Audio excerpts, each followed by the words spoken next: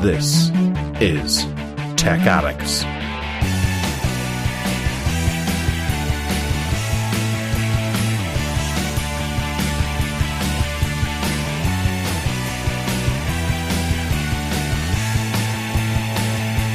This week, we do no research on space ads and how they're going to be the biggest thing. A Lego-compatible mechanical keyboard, the Google Pixel G10, Xiaomi's Book Air, and Gamer Fury at the Xbox dashboard redesign.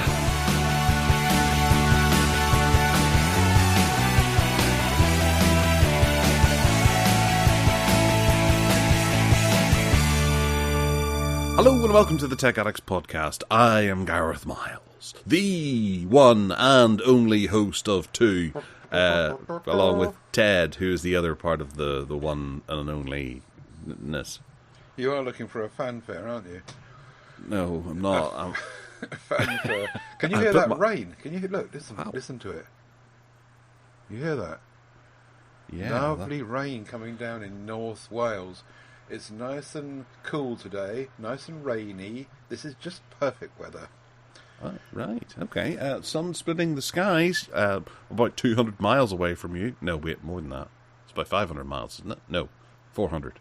I don't know. How far are you away? I don't know either. Something like that. So let's go for 300. Yeah, so 300 miles away. The sun is splitting the skies. It's blue. It's quite fresh and crisp outside. It's a nice...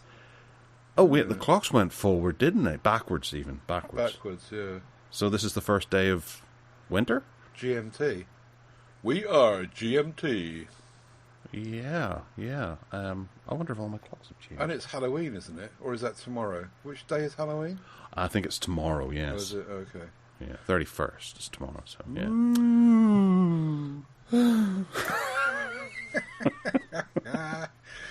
Anyway, you've had some really sad news this week, haven't you?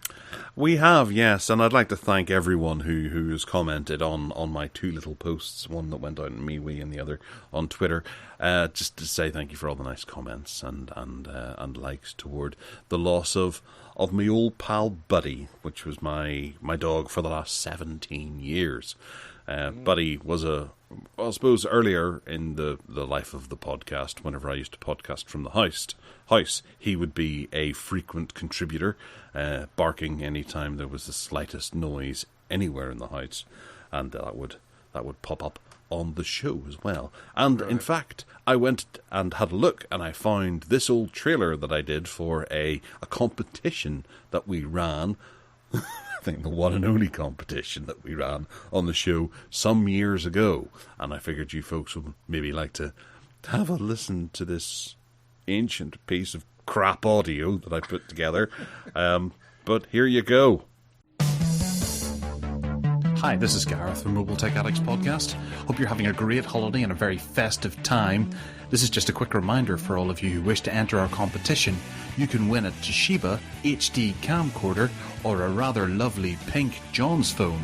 All you have to do is answer one question. What are the names of my dogs? They frequently make appearances on the podcast, contributing some useful pearls of wisdom. This is one, and this is the other. So all you have to do is tell us what are Buddy and Susie's names, and email us at podcast@tracyandmatt.co.uk. There, right through tearaways. They get out of control.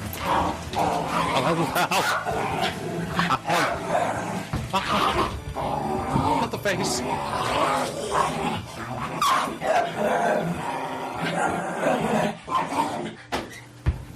Are you recording, son?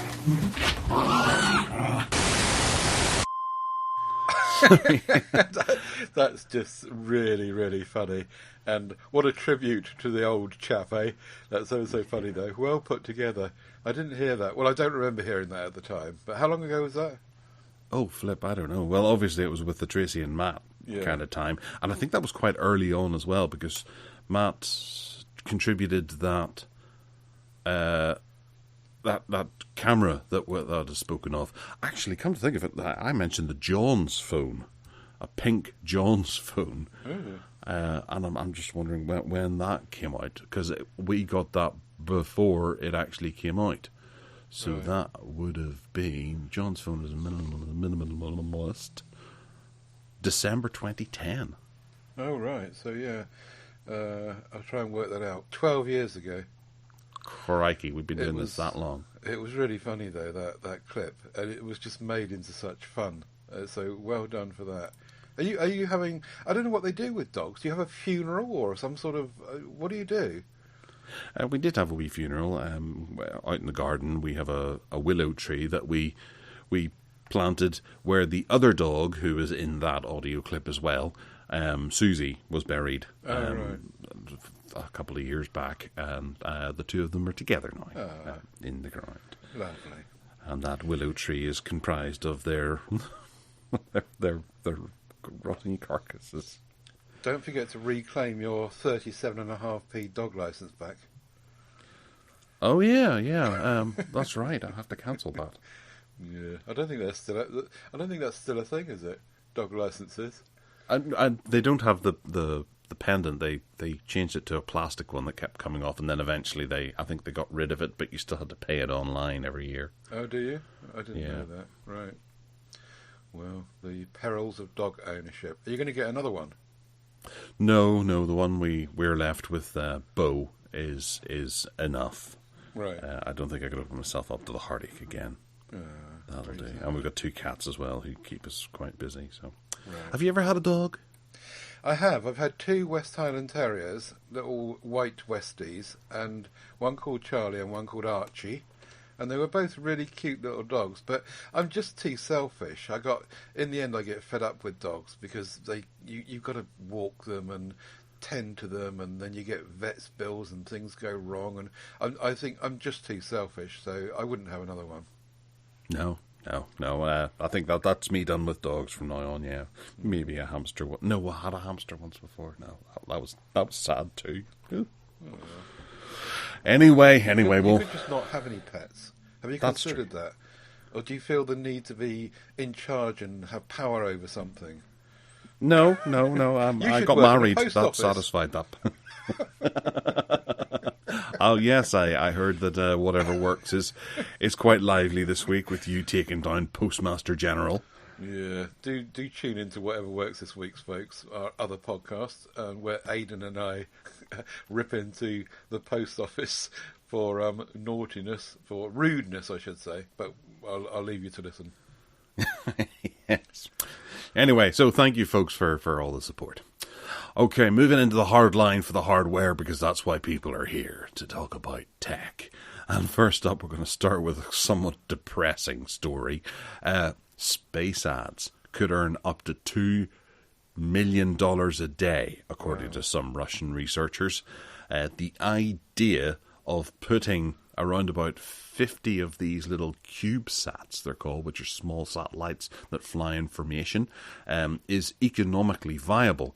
And whilst it does cost quite a bit of money to get them up into, I suppose, the orbit or in the stratosphere or one of the spheres around the Earth, then they can just advertise a service at you, and it sounds awful, absolutely awful. Who could think of anything worse than having an advert up in the sky all night long, blazing down to you, advertising, I don't know, diarrhea pills or something like that to save you from diarrhea? Because you'd have to rely on the big multi-rich companies, and also work in some sort of way of, if this company were to suddenly go bankrupt, how do they get them back down again? They would have to pay to remove them from the atmosphere as well. What did you think of this? The first thing that came into my head was Batman, the bat signal, and shining something up onto clouds so that everyone could see it. The first thing that came into my head. But no, I'm not. I don't see what apart from, as you say, causing more space junk, and I can't see what the problem with it is. If people want to do it, then I suppose they can get on and do it. And if they want to pay shed loads of money to do it, it would be quite fascinating. I mean, when they do these drone thingies on fireworks night in some countries now, it is incredible to watch. They dance these little drones around, and if that was up in the sky, I mean, you'd be quite limited, wouldn't you, with what you could portray with, say, 50 little satellite thingies. They're showing a picture here of the the Olympic Games rings, which seems to kind of work. But if say Pepsi Cola wanted to do it, I suppose you wouldn't have much graphic capability with 50. It's like a dot matrix almost, isn't it? You've got 50 dots, and you've got to arrange them in a shape that actually is looking like something nice. But I suppose in time, if it takes off, then takes off. It will be, that they increase that to 100 and 200 and 500, and then suddenly it will be graphically more entertaining. Well, as soon as it becomes viable that people are actually interested in doing this, that's whenever the technology gurus start working out the best way to do it. I suppose you're right. It is no more invasive than, say, the Goodyear blimp or something that could be hovering around your neighbourhood. Or, well, but you take a step beyond that toward Blade Runner territory, where you have just this big blimp floating down the streets advertising crap at you. So this would gradually have to make quick steps toward actually being able to have a better way of displaying a full ad. And you know that the technology boffins who are into this sort of thing, and whenever there's money that can be made out of this from private companies, you will have huge displays that can just eventually become a digital billboard that display different things for a certain amount of time during the night, and only the most elite companies will have it up there, with Coca-Cola and Apple and Google being able to do it. And then they'll find some way of doing it in the daytime as well, because this kind of does rely on light and reflecting light from the moon, from the sun, round the Earth, as I understand it. They don't have their own sources of light, I don't think. Anyway, yeah, it'd be interesting to see what happens. And also, you've got cloud cover, which is a bit of a problem, isn't it? Particularly if you live in Blighty, where it's cloudy an awful lot of the time.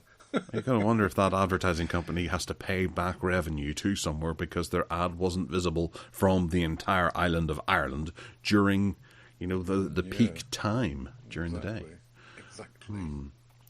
It's worrying. I don't like this idea, but as you say, it's not the worst thing that could come along, I suppose. But it also, you hear about how NASA and things like that have to work out their timings so that they launch within a specific window because of so many different things contributing toward that, whether it be weather and the gravitational pull of the Earth and the Moon and space junk. Space junk is always a problem, and this. As the sky was filled with more and more satellites, perhaps there's an accident and then a load of them get destroyed. How do they go and clear those up? Or, is NASA going to have to go, all right, we can't actually launch until this time next year. That's the next time we have a window available. Yeah, very interesting. Be interesting to see how that evolves. Yes. Another thing which could evolve is the fact that we could be getting Lego-compatible mechanical keyboards. Ted, you have to explain this to me, because I read it and thought, hang on a second, wait, what? What? Well, it just takes the mechanical keyboard concept a stage further, if you like, and puts it into Lego territory, which is, as we know, Lego bricks are really popular. So some smart ass has come up with this idea of making the keys compatible with Lego bricks, and that means that you can... you can get a bunch of keys for your mechanical keyboard, and you can arrange them however you like, whatever shapes you like. You could have a little tractor tyre for one of them, if you like. Or one of the things that they've mentioned in the article is that you could have double height keys. So if you were someone who was, I don't know, partially sighted or something, you could have a better feel for what was going on. Talking of which, you've got bumps and lumps on keys, which you could... I'm sure people with partial sightedness have already got keys that help them to input into keyboards, so they probably don't need it. But it just looked like a bit of fun, which might have a implication and an application for accessibility to some degree. But also making this whole Lego brick an interesting thing. That's all. Initially, whenever I saw some of the imagery on there, I thought it was you could sort of decorate around the side of your keyboard with leftover Lego bricks, and it might be a great way to use Lego bricks that you have left over from maybe a child that was growing up, or as a child growing up, you can reclaim some of your Lego and start using it again. But no, it's not quite that. It's a wee bit more than that. And I don't know. I think Lego is the one thing that's going to live longer than you and I added together and most of the population of the Earth. If aliens were to visit after the annihilation of mankind, they will be going, what's with all this Lego stuff everywhere? Yeah. It looks like fun, though. It looks very Nintendo-ish. And, good luck to them. It's on a Kickstarter, so I say go for it. It looks like it's going to be silly expensive, mind you. Yes. Well, similarly silly expensive is a possible Google Pixel Ultra. Google have a secret, sneaky smartphone called the G10 that's popped up online. And it seems to have roughly the same size of display, the 6.7-inch display as the Pixel 7 Pro. But now that's sort of selling a wee bit like hot cakes, but not quite like hot cakes. People are a bit concerned that there could be another Pixel handset on the horizon. Ted, tell us more. There's not much more to tell, really. It's all leaks, and this whole. I mean, there was talk about Google making a foldable phone. It appears that this is not that, and that's still somewhere down the line. But this Pixel Ultra, I don't know. What do we think that they could improve or increase or pep up by having an Ultra device? There isn't much information here, and it's all, as I say, leaks and rumours. This website, 91 Mobiles, they do have quite a good track record of getting things right, however. So maybe there is something in it, and we'll have to see, won't we? But the Pixel G10, I can't imagine it being called that for 1 minute. I think it's much more likely to be called the Pixel Ultra if it does exist. Who knows? They are saying also... I got the... Sorry, go ahead. I was going to say, they are also saying that it's early, likely to be an early prototype of the Pixel 8. I don't know, did you mention that? So the Pixel 8 in 2023, this could be just, the forerunner of that. Do carry on. No, I did have one little theory that perhaps we're looking at a new Pixel tablet coming up fairly soon. Yeah. That clicks into a dock and becomes a Google Home style experience. And I was wondering if perhaps they were maybe going to be making a Pixel 7 Pro. Sorry, I didn't understand. But Shove off, Google. Good Do you want grief. to know what is meant by interior experience? No. If they were to create a Pixel 7 Pro with some sort of Poco Pogs on the side that does fit into this ecosystem as well, and it could be the Pixel 7 Home type affair that you can just use. Oh, for goodness sake! Tell the woman to shove Google, off. stop. Yeah, up your bum. Yeah, that's sorted her out. She's blinking at me now. Yeah, she. If they did something like that, it might be quite interesting. And I've forgotten what you said now. it's like a Pixel 7 Home type thing. Oh, right. Okay. That fits into that ecosystem, becomes a dedicated smart speakery type thing. When you get in, you drop it off in your dock and it controls your house. Then you pick it up on your way out. Bit like a tablet, but a phone. Yeah. Well, we'll have to see, won't we? Apparently BOE are involved in it, which is that Chinese firm that make screens for some devices. And they're talking about a 1440p display, which is one step up from the 7 Pro. Oh, BOE. Right. BOE, yeah. I Yeah, can't Bank of remember England, what it yeah. stands for. Bank of England. Yes, thank you. They're very helpful. Yes, we'll have to see, won't we? Yes. But in the meantime, we can safely say that Samsung do not trust their engineers. in a very public move, they have launched the maintenance mode, which allows you to block access to your data if your phone is going in to have something done to it, be serviced or a screen replacement or something like that, and people can't get in to see your device. I heard about this some time ago. I know they were rolling it out, but it's one of the features that could well be in the One UI 5 that we will be talking about next. Yeah, we can link these together. Do you think there's much call for this, Ted? Well, it certainly stops you having to reset your phone whenever it goes in. But then most people don't often send their phone in for maintenance, do they? Yeah, it's a rare kind of occasion. But yeah, why not? And we did report on this some time ago, and the news here is that that Samsung are rolling it out globally now, whereas I think before it was just limited to Korea or something, or somewhere in the Far East, and they're making it available, as you say, during the rollout of One UI 5 and Android 13, which it is part of. Slinky Link. Yeah, well, before we do that Slinky Link, I just wanted to... What you'd mentioned there, it made me think that I have sent a phone in the past to have something done. I think it was the Nexus 6P, and I remember them telling me to back it up, and it came back factory reset with nothing fixed on it. It still had all the same problems. I just thought, wow, they've taken my phone, reset it, and sent it back to me. Great. But I'm wondering if that's the reason why they reset it, so that people couldn't go delving through my personal detail and then sue them for doing stuff or nicking photographs, as they have done with various different things in the past. Celebrities' phones or whatever leaking out things. There is the odd news story of that happening.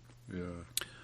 Rather than it being a reason for them to hook it up to a computer. But then I suppose, a maintenance mode also means that they can get around passwords and things like that and get to the systems without having to worry about touch sensitive or touch interfaces and that kind of thing to secure the phone. Yeah. I think it's basically quite a good idea, but it seems like I don't know. In the life of anyone's phone, how often are you? I once, ages ago, sent a Nokia in for repair. Oh, I sent a Motorola in for repair. But, I've been fiddling around with phones for decades, it feels like, and 2 occasions.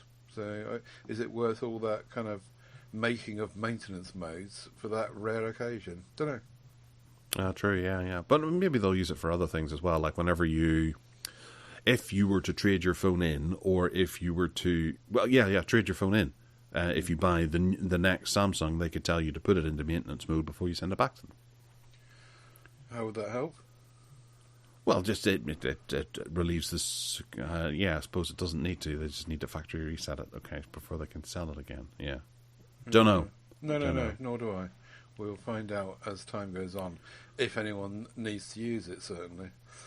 So jumping on Ted's Slinky Link, if you remember, from, 5-10 minutes ago, there is a timeline for the One UI 5 rollout, and a lot of nice devices are going to be getting it first, and a lot of lesser devices will be getting it at some point in the new year. What can you tell us about this, Mr. T? Yes. Well, it's just a list of devices that are being. They're telling us when they're going to get.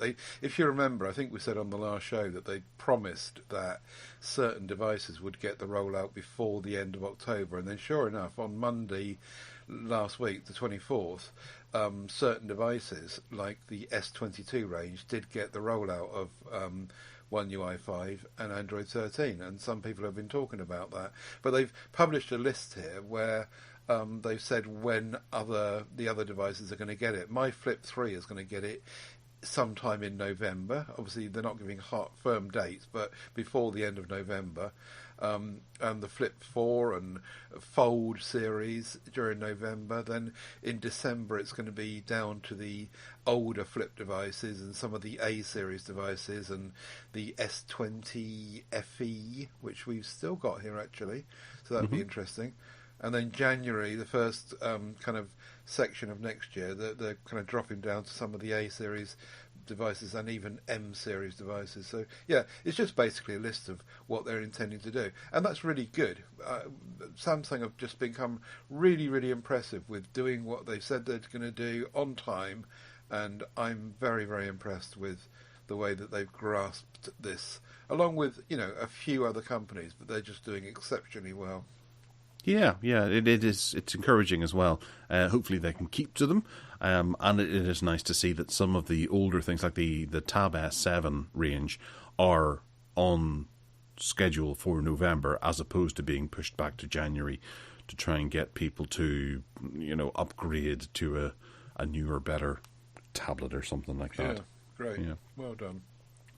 Well done, Samsung. Well done. Other companies could benefit from having something like this, so you know what you're getting yourself into. Next up is that you can pre-order the follow-up to the Essential phone. What is this called again? Is it Saga or something? Yeah. The bunch of people from the Essential project cleared off out of the project when it fell apart, and they've made this new company called OSOM.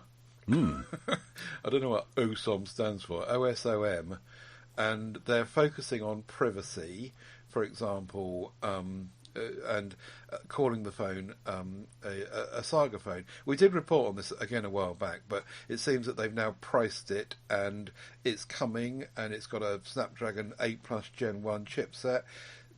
It's only going to come in one flavour, and you get this incredible specification on it, like 12 gigs of RAM, 512 gigabytes of storage, the 6.7 inch boringly sized OLED display, 120 Hz refresh rate. Not a very big battery, I'm afraid, but it's got just over 4,000 milliamp hours, IP68, which is really good.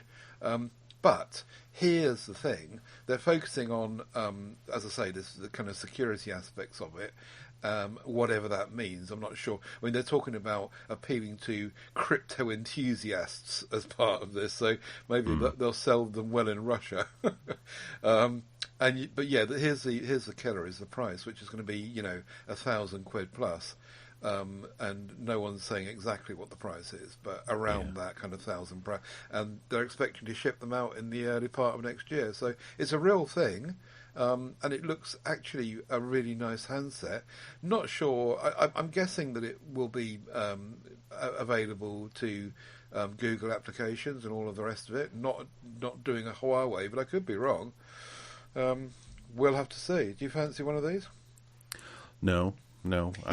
Isn't Saga the name of that outfit that does cruises for old people? Yeah, they do. Old people's insurance and anyone of retirement age. Don't knock it. I'm nearly there. So you need a Saga phone to go on your Saga cruise. Yeah, oh, yeah. Okay. Gotcha. Right, yeah, well, it's branded as a pure Android smartphone with Web3 features. That's... a pure Android smartphone. That's just Android without Google. Well, it could be, or it could be pure as in Android One, as in what Nokia do. So not bloated out with 10 tons of Samsung stuff, or Oppo stuff, or Xiaomi stuff. I don't know. I am interested to know if any of our listeners are interested in picking one of these up. What would they be looking for when they do grab these? What's the big draw? Losing out in the most popular apps and things like that, and that kind of thing, and relying on other app stores as well to get your apps. We don't know that. You're speculating. Yeah. I am speculating, but I can do that. That's the point of having a conversation. You can speculate and enjoy yourself without nailing down an opinion. The Essential phone was really nice, though. I really liked it. I had one here, and it was ever so pixel-like. If they're following that model, then there will definitely be access to Google GMS, the Google services. So let's hope so, because if it's anything like the Essential phone, it was lovely. Did you ever get hands-on with the Essential phone? I didn't know, but I do have a question that kind of ties into Samsung's roadmap, and I'm sure you can imagine what it is. Do all the people who have Essential phones, were they treated to nice updates. Yes, they were. They were good for their promise, which was, I think it was 2 or maybe 3 OS updates and monthly security. In fact, Essential Phone often, on those monthly securities, they often got them out before Pixels got them, before Nexus got them, whatever it was at the time. So yeah, they were good for their word on that. All right, okay. Well, then there's a lot to look forward to here. Yes. All right. The next one, I'm going to go with. I read through this and thought, wow, that is a nice idea. And then I saw the one comment that is on this article. This article is about a glass-topped wireless charging pad that lets you see the coils.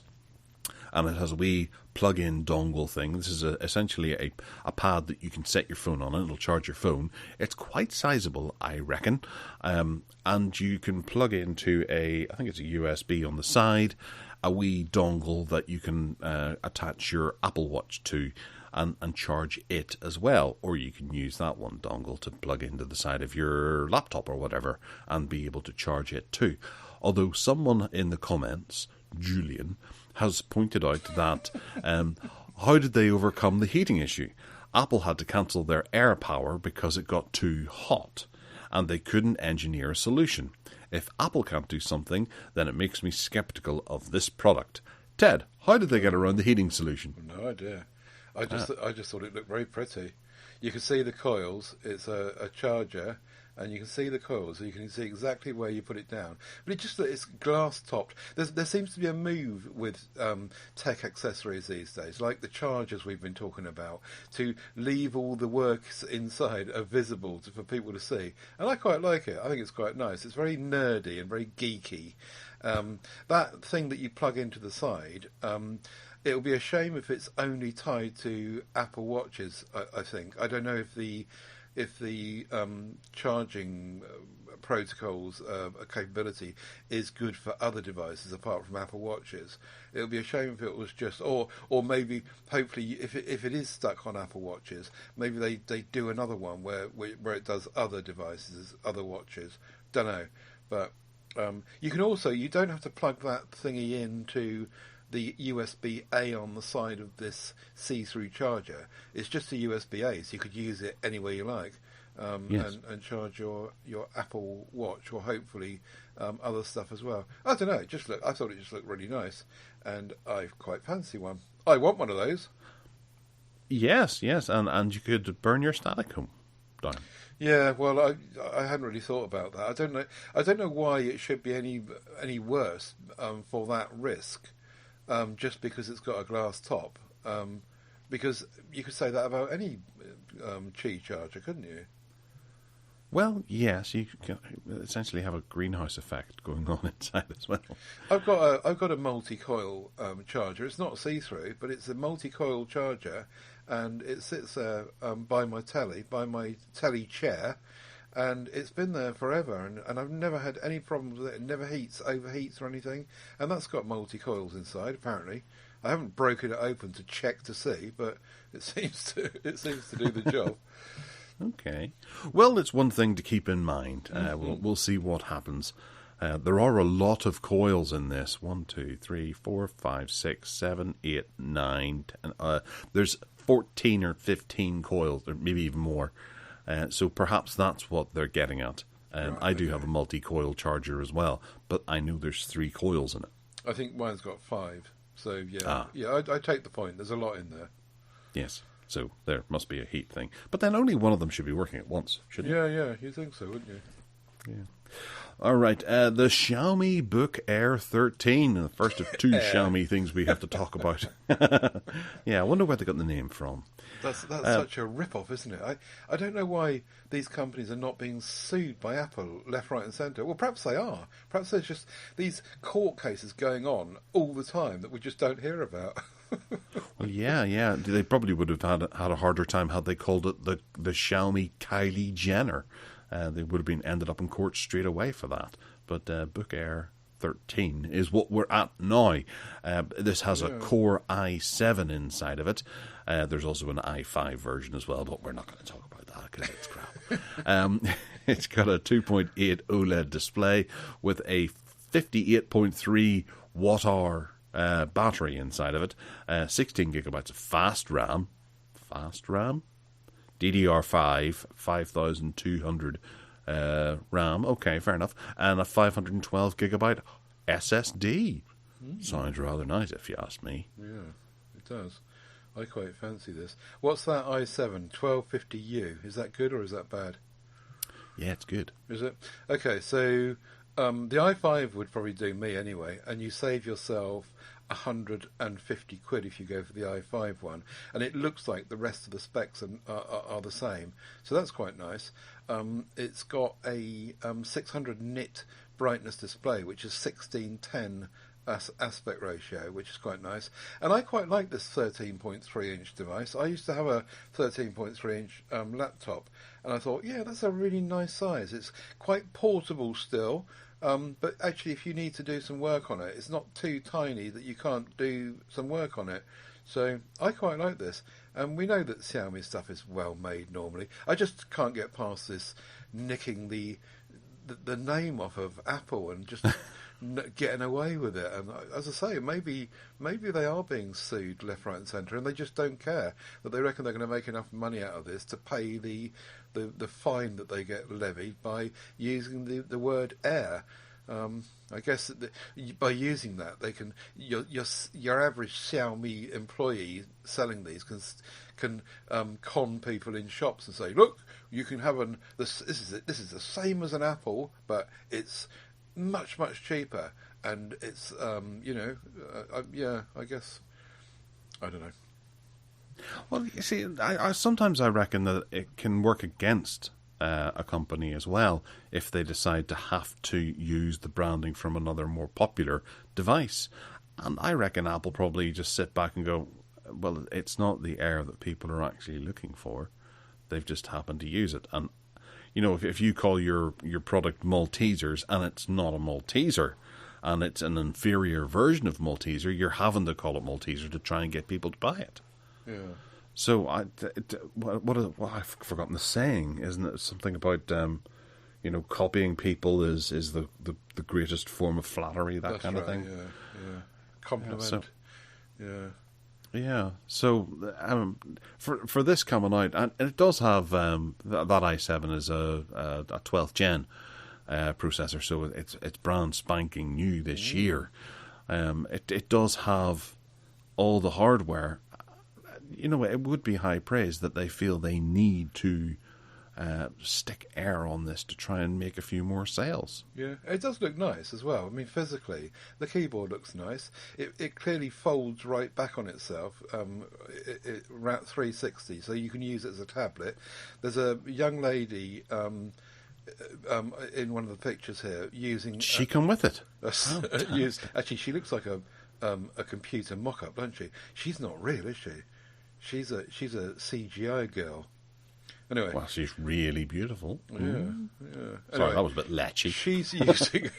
She's using a stylus with it and a pen with it. So I don't know if it says stylus support with the touchscreen, but it doesn't say it comes with it. So presumably that's extra. But even so, it's well priced, I think, and good specs. What's the deal with the filing boxes in the background? Look at the filing. That looks ridiculous. Behind her on the floor. Yeah. There's 3 boxes that they look like those boxes that you put in IKEA furniture, the material ones with files in them. They're bits of paper, aren't they? I Turn reckon on that's the side. in our paperless society. They've made a mistake there. Yeah, she's got loads of paper. There's paper all over the desk as well, and Yeah. triangles and protractors and things like that. She's not real, is she? The more I look at her, the more I think it's a mock-up. Yeah. Yeah. There you go. We'll be into sex robots next. No. Okay, I'd probably say that she is real. I don't think Xiaomi would go to the level of modelling a model rather than getting someone in for the day to sit down there, hold that over this, and click. Right, goodbye. Instead, they're taking processing hours. Look at her skin. It's just absolutely perfect.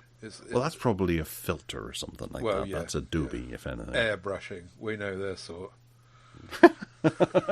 Yeah, she's probably got boils and warts all over her and things like calluses on her skin. Her name's Mildred. She's worked in a shop for 14 years in Weston-super-Mare. Gertrude. Griselda. She's just died after having her varicose veins ripped out of her body. All right. Yes, she's lovely, isn't she? Just well airbrushed. The other thing that Xiaomi has put out is the Magi. I'm going to go with that because it's like Magia. Oh, we'll go with Magi. Do you want to have a go? Magia? Well, they pronounce me as me, so Okay. maybe it's Megia. Don't know. Megia graphene baseboard heater. Given the economic crisis and things that we're going through at the moment, it seems only right that a company should be putting out something that is slightly overpriced to heat your room. Baseboard heaters are okay. This is a 2,200 watt heater that at that wattage it wouldn't be allowed to go on sale in America, I believe. Wouldn't it? No, I think they can only handle up to 1,500 watts. Right. So it would be more planned for here and across Europe where we have the 240 voltage thing. Anyway, I'm not entirely sure. Someone could correct me on that, but I heard the other day that 1,500 watts is the max that's allowed to be sold in shops in America. Which is why they had the problem with the OnePlus fast charging thingy. Ah, yes, exactly that. Well remembered. But this is obviously, it says it's got graphene in it, or is made from graphene in some way. Mm-hmm. But you put it in and it heats your room from the baseboard, from the floorboards, because it's a low heater thing. And it can adjust your room temperature from 16 to 18 or 28 degrees C, or 61 degrees Fahrenheit to 82 degrees Fahrenheit, with an intelligent constant temperature tool to automatically adjust heating as necessary, which is quite nice. It's IPX4 waterproof, so you can heat the garden as well. Always useful, especially this time of the year when it's quite cold. We'll chuck it in your bath with you. You could do. Just don't plug it in when you do that. And it's got Xiao AI voice commands, so you can tell it to heat the room. Shout at it when you walk in. It's bloody freezing. Heat it up. Yeah, you missed. But it works out about £100. You missed out the. Oh yeah, that's right. You missed out the one thing that they were trying to push there was the 3-second startup. And so when you turn this thing on, 3 seconds later it's working at full capacity, and they reckon that it can heat your whole house up. But they don't say how long it takes to do that. But Your whole house. How silly that would be. Yes. Open all your doors and turn this on. Yeah, open all your doors. Put this in the cellar. Open all your doors, and eventually the heat will come up to the 3rd floor. A week next Tuesday. Right. Yeah. But yeah, the IPX4 waterproofing, I was quite surprised at. But what they're saying is that you can use it in the bathroom safely, I suppose, because of that. But yeah, it's interesting about that power thing. I didn't know that. I'd forgotten about the charging thing, but you're probably quite right. So this must be just not targeted at that audience, I suppose.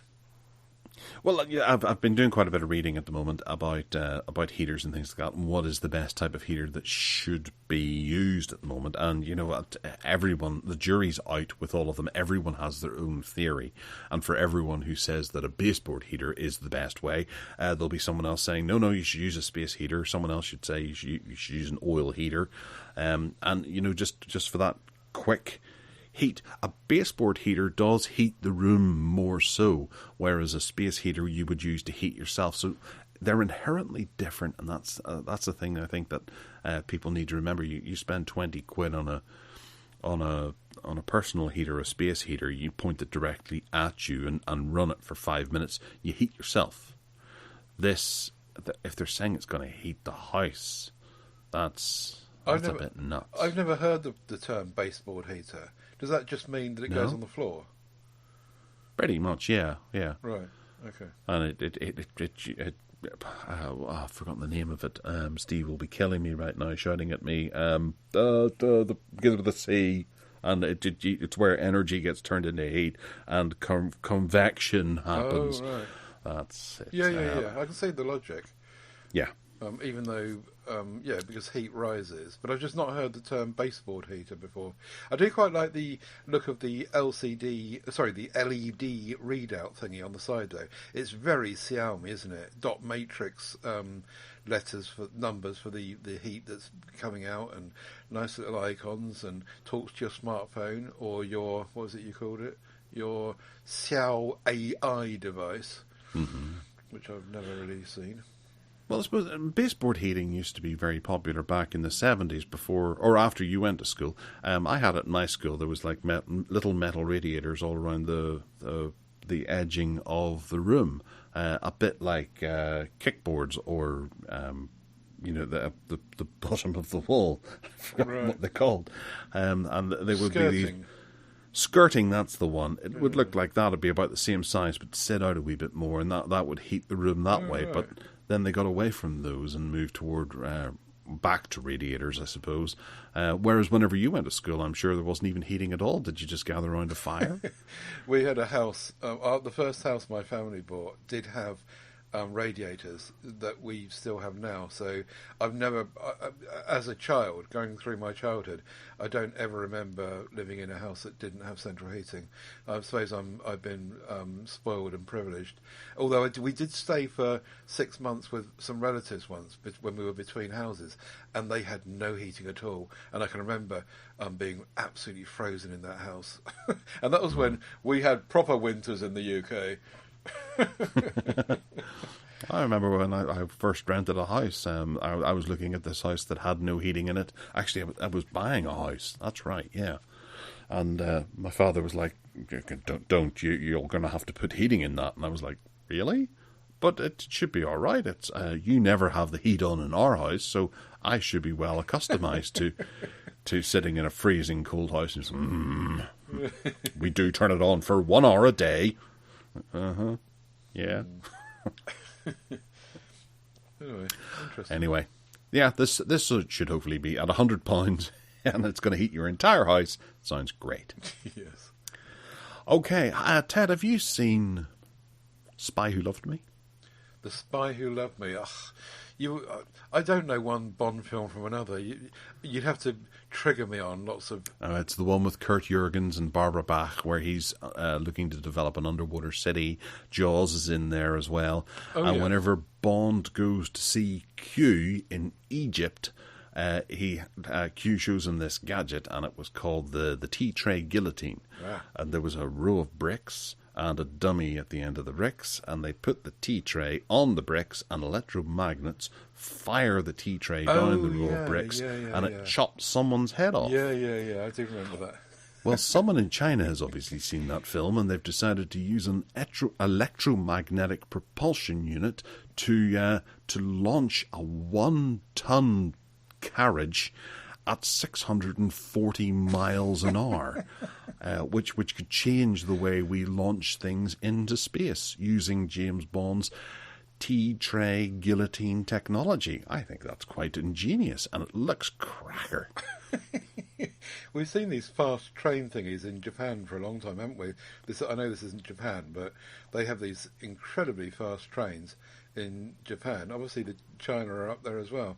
Well, they're staging this as talking about helping their space race, though, and colonisation ambitions. And what I couldn't get to with this story, really, was how they are intending to have an electromagnetically supported rail-based interplanetary transport system. So...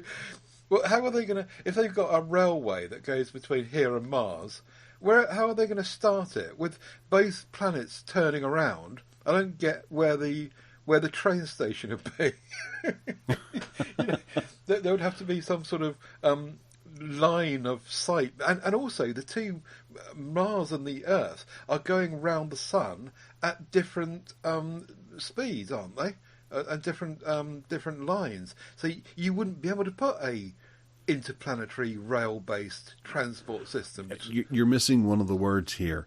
It's propulsion, okay? So where you have a rocket that is being sent up into space, it uses jet fuel and things like that, or whatever rocket fuel it is, that pushes it from the ground up into space. Right. They're trying to get rid of that whole rocket idea and be able to get things into space without that force required. So this propulsion system, if they were to zip it along the ground and then have it go up into a vertical I see. Okay. track, then it could just continue with that momentum up into the atmosphere and toward Mars. Okay, so you have this incredibly long track going across the length of America.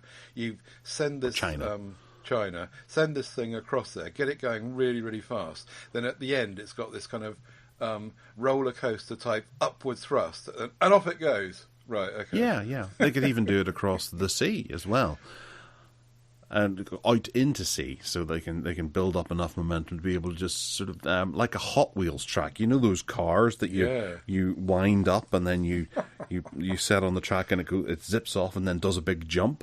It could do the same thing and just jump over to Mars. Very exciting. Yes. I love it. I want to go on it. They ought to be watching For All Mankind. You've started that now, haven't you? Yes, indeed. I watched the first series, and I'm going to start the second one any minute. But the trouble is that you've got to pay Apple, otherwise you can't get it. Yeah. Well, do that, and do it after the show. Don't do it during the show, because that'll be a bit silly. On the topic of going back to Xiaomi, because they've been very busy this month, they have also launched the Redmi Note 12 series, which has a 200 megapixel camera, 210 watts of charging, and it costs less than $400. Tell me, Ted, this isn't true. 9 minutes. 9 minutes to charge from 0 to 100%. Where will this end? Soon, absolutely. Who's gonna be the first one? Though it's 1 minute. 1 minute. Boil a kettle. Boil a kettle and charge your thing at the same time. Wow. It's like 10-minute abs. It's just incredible, isn't it? 210. Mind you, it won't work in America, as previously discussed. Very true. They Very won't true. be able to do it. Anyway, apart from that, the Redmi Note 12 Pro Plus looks very kind of ordinary with a Dimensity 1080, which is very good, of course. That 6.67 inch screen, which they still haven't run out of stocks of, so they're still putting it in every phone that's ever released. 120 hertz OLED screen and a 3.5 millimeter port. Oh, that's interesting. Infrared blaster, that'll please some people as well. NFC, hurrah for the West. Wi-Fi 6. Yeah. It looks like a good phone, doesn't it? And the main 200 megapixel camera's got a OIS in it as well, which is good. The rest of the camera spec is a bit boring, and it's not a huge battery. But then I suppose if you charge it in 9 minutes, it doesn't need to be, does it? No. It looks very nice. It's quite attractive, isn't it? Yeah, it even at 120 watts, it says it'll get to 100% in 19 minutes. Oh, that's the 5,000 milliamp. Oh, right. So there's two models going on here, isn't there? That's the Note 12 and the Note 12 Pro. So the Note 12's got the smaller battery, and the Pro has got the 5,000 milliamp hour battery, and it takes 19 minutes. Yeah. Right, I'm with you. Oh, this just in, update to earlier discussion about weather. It is now, I think it's officially pissing down here. And it's sunny here. The sun is out here. What? Those 300 miles didn't make a difference. Yeah. Wow. Okay. So yeah, it's cool stuff from Xiaomi. It's an exciting time of the month, and that this is dirt cheap. It really is one to consider. I really like it. Yeah. Very, very nice. Okie dokie, moving into In the Name of the Game. The first one we have to talk about is the Xbox dashboard. So those users of Xbox are up in arms because their dashboard has once again been updated, And like so many different tech items we're getting today, it is adorned with ads now. Ads for services that you can get through Xbox by paying extra. And when I first read this, it reminded me of a film called Chump Change, which I guarantee you haven't seen, but it's a pretty cool little movie-making comedy with Tim Matheson, in which he plays a producer. And he sits down and has a chat with this fella, who I can't remember who it was, about his aspirations to be able to make movies. And Tim Matheson, as the producer, says, listen, what we need is this, this, this, and this. I don't watch movies anymore. I've stopped watching movies. I just make them. And you're like, right, okay, so he doesn't have a clue what's actually happening here. And this dashboard, I think, is a perfect example of someone sitting behind a desk that doesn't actually use Xbox, but sees Game Pass's popularity gaining and made a decision or some sort of announcement that everybody needs to be on Game Pass, so we need to put that front and centre. Forget about people's own game libraries, make that difficult for them to find, and just get Game Pass front and centre. They can't get past that without knowing about it and being tempted by it.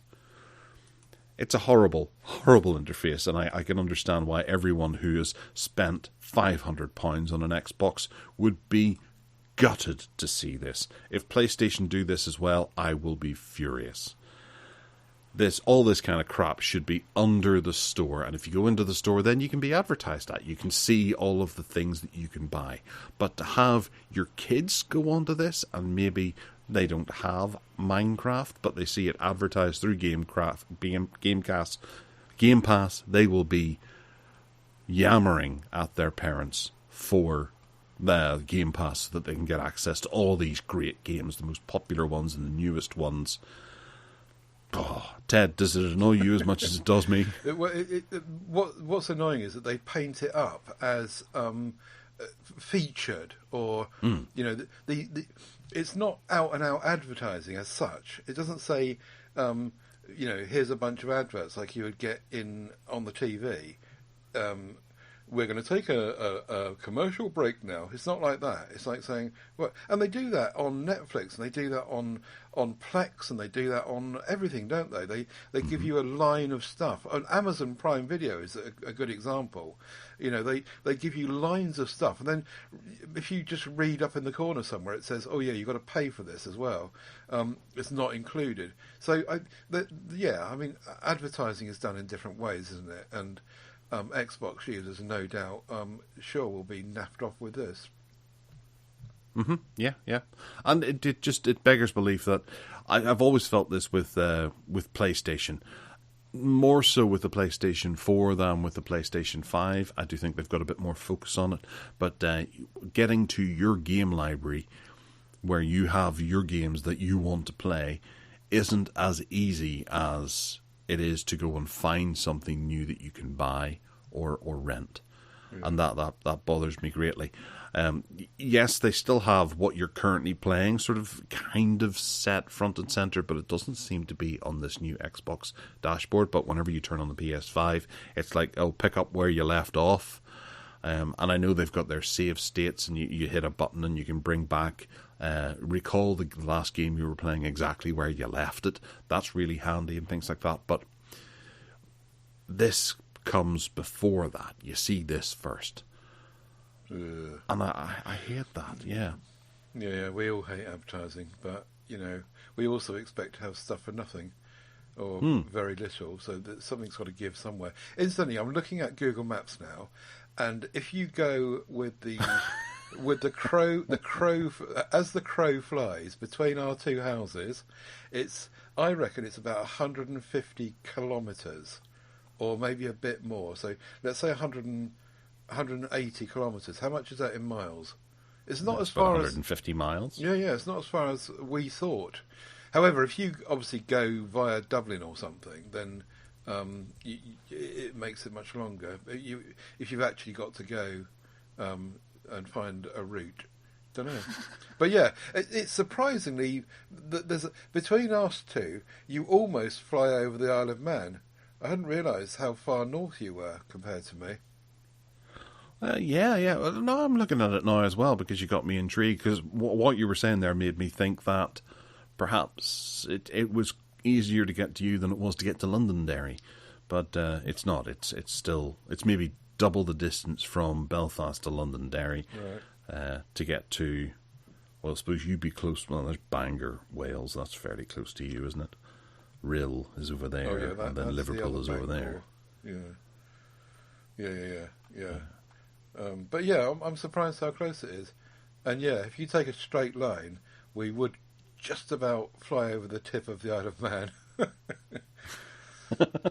I'm just surprised how far north you are and how close you are to the mainland as well. There's no distance at all, really, across the water there, is it? Yes, yeah. No, it must be quite... about 30 kilometres, about 30 miles or something across to the mainland from there. Mm-hmm. Anyway, we digress and diverge. Yes. And next week on Geography with Ted, we'll be looking into the trip from Uganda to Swaziland. Yes. How long that will take you. Okay, Xbox has we talked about this, we hinted at it, or we touched on it last week.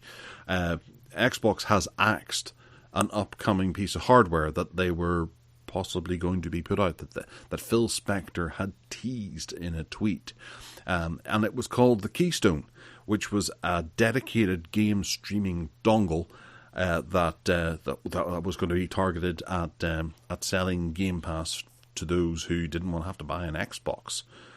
And this makes sense with what we were just talking about with the dashboard update, where you have to buy an Xbox console and wade through all the Game Pass crap to get to the games that you want to actually play. The Keystone was a bit like a Steam Link type Android plug-in thing that you would allow you to access Game Pass from this dedicated piece of hardware. And it made a lot of sense. I think PlayStation did it a few years ago. There was PlayStation TV that allowed you to play some games and watch PlayStation stuff that way. And it was a wee piece of hardware that you plug into your computer, very small and cheap. Or plug into your TV, small and cheap.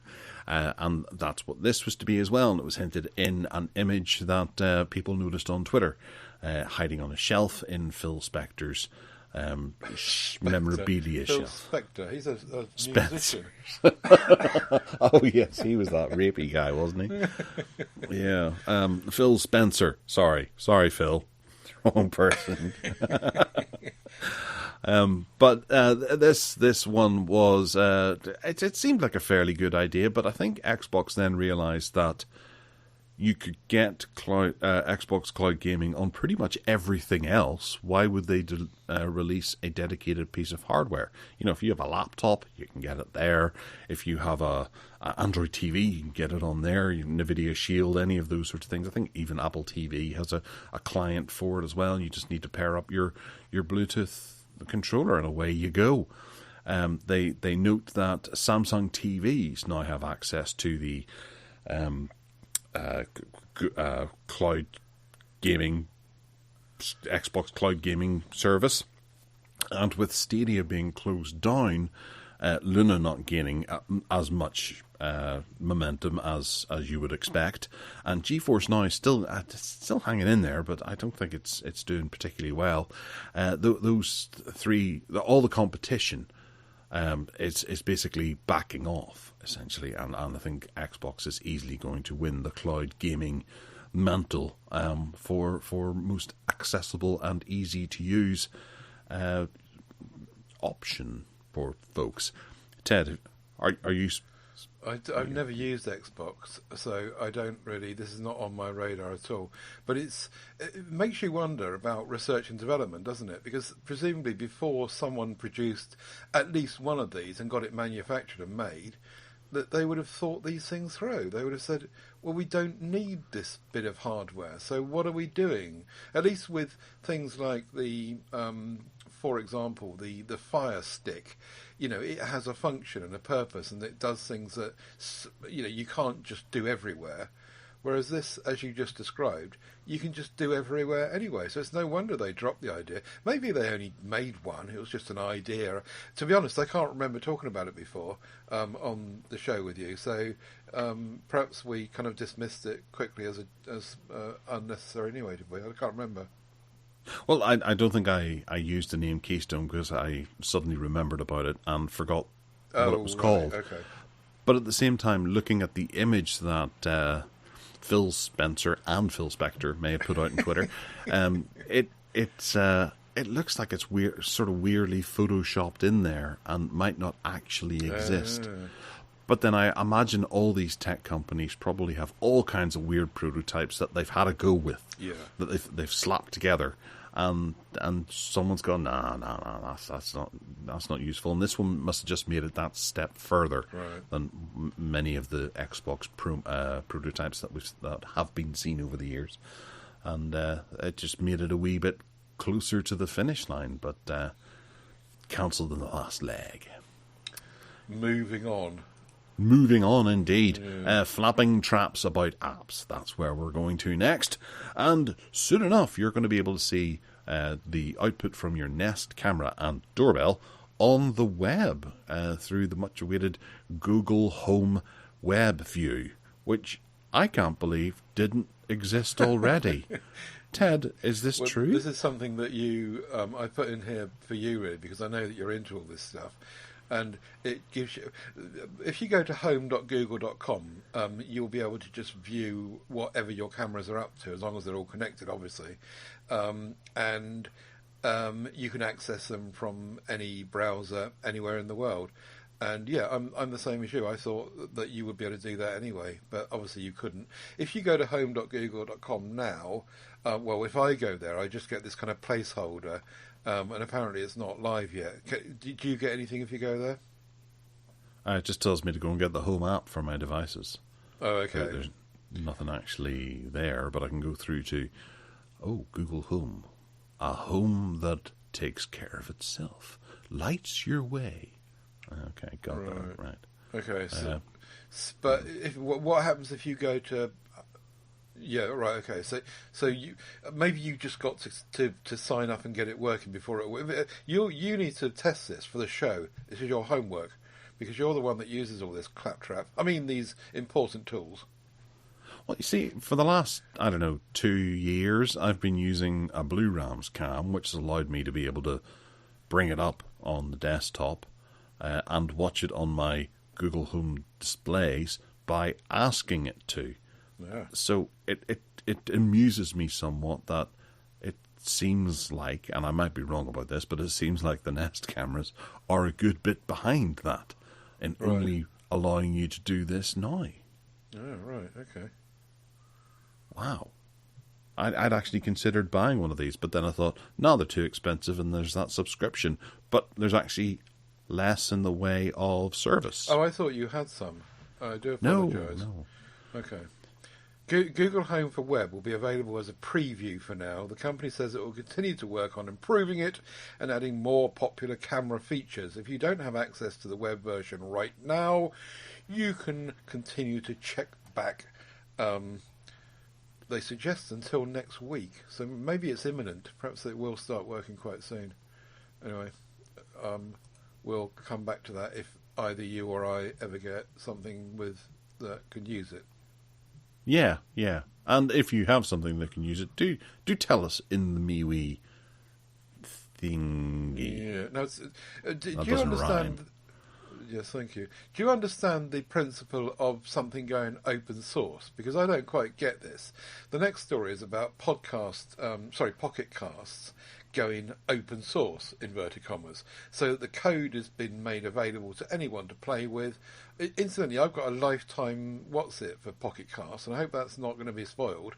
But anyway, the owners of this thing have decided, the owner who bought it a while ago, incidentally, is a big kind of GitHub, not a GitHub user and a fan of open source. But he's made this completely open to everyone to use and to tweak with and to make their own versions of and blah, blah, blah. And I just don't get what's in it for him. Do you understand why someone would do that when there can be no further revenue stream for him? He's not charging anyone for doing any of that. When it comes to, like Google, for example, you say, well, fair enough, because they get their claw back in advertising and they do all this stuff for free, inverted commas, because they get payback in data and all the rest of it. But just giving this away, do you get it?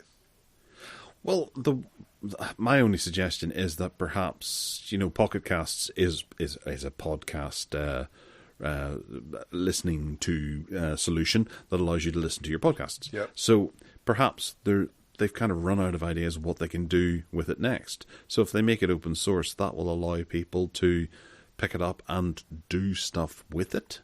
And then they could maybe it's in the agreement that they could implement some of those ideas into further updates for Pocket Casts going down the line, because there isn't really too much you can do. I think Pocket Cast or podcatchers and all that kind of stuff really have a limited feature set, and once everything's there, there's very little else they can do.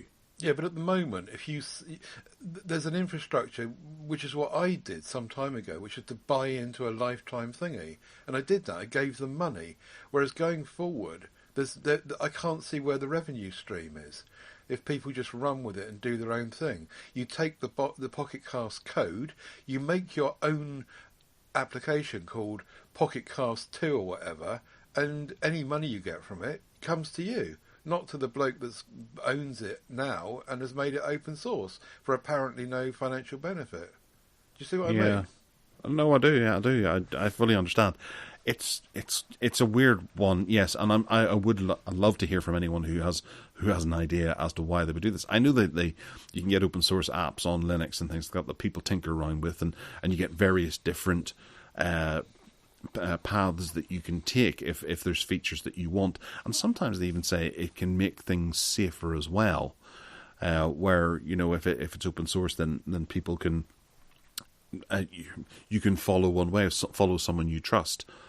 With the development of the app. But I do wonder what they're going to do. I use Pocket Casts as well, and whilst I didn't do the buyout, I think I bought the app and then I got 3 years worth of the premium side of things for buying the app, and then they changed the app to free and that kind of stuff. And I have it. I'm looking at it on my browser as well to see. I had to for the web version. I had to pay separately. But I do remember I bought it lifetime on both of them. I'm Pocket Casts Plus. Does that make a difference? I don't know. I haven't looked into it then. I just figured I'll deal with it whenever they tell me that I don't have access to something again. Right. They've never told me that I don't have access to something. So I've just kind of carried on using it. Maybe he's just stinking rich and doesn't need any money, and so he believes so strongly in open source that he wants to just give this to the world. Don't know. Maybe, yeah. Well, it was bought up, was it not, a while ago? By him, yeah. Was it by? Oh, right, okay. Yeah, it was by that bloke. I can't remember his name now. Don't know. And that's our frequent answer to many things on this podcast, folks. Yes. Or at least mine, anyway. Right, so before we say anything more idiotic, let's move on to the next story. And that is essentially that, the way things are getting more and more expensive out there, and food is going up, and heat's going up, and the price of gas, and all these things are going up. Well, Amazon and Apple are both jumping on the bandwagon and putting their prices up as well, just to, squeeze an extra few pennies out of people.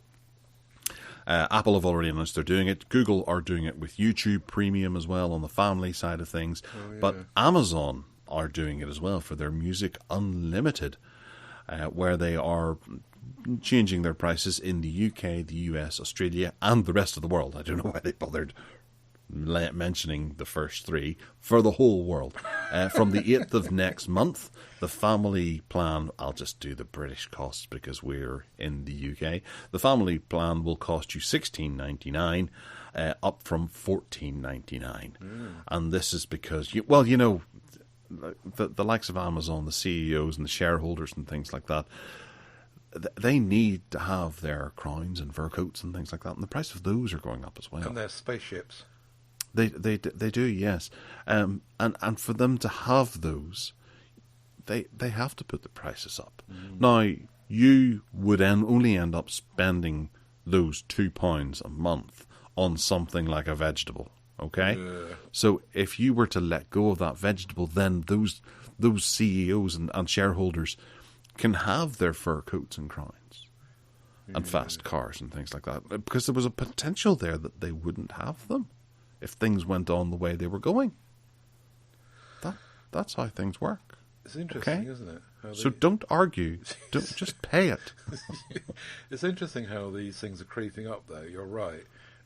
I've never done the Amazon Music Unlimited. They keep asking me to, but because I do the YouTube Premium thingy, I don't need it. But that's a lot of money, isn't it? £17. Well, how many are you allowed in the family? It was 4, isn't it? 2 adults and 2 kids. I think. Oh, I think it's 3 kids now, Was it 3? or maybe 4. I can't we remember. discussed I looked that it up last week. Yeah. Yeah. But even so, I mean, that's a lot of money. And then you've got another lot of, how much was it for YouTube? £18 now, isn't it? But they don't discriminate. You can have all adults in YouTube Oh, yeah, Premium yeah. family, because I've brought my mother in as well, Yeah. and she can get music on there too, and get no ads on YouTube. Not that she ever watches YouTube, but she's clicked on it by accident the odd time. Yeah. Anyway, yeah. I just everything's going up, isn't it? It is. I think yeah. it's the price of, having been locked down in COVID. I blame the Chinese. I mean, people from China. Okay. Right. That's a bit unfair. It was Anthony Fauci's No, fault, they stopped it. not the Chinese. Oh, I see what you mean. We're back on that one, are we?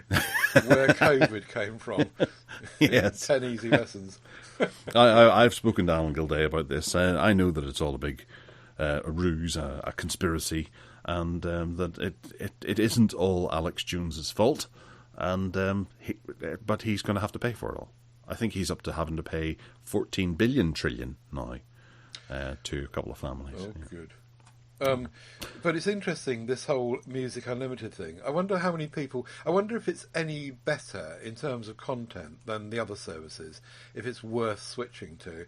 I mean, for me it wouldn't be, because I get the YouTube as well.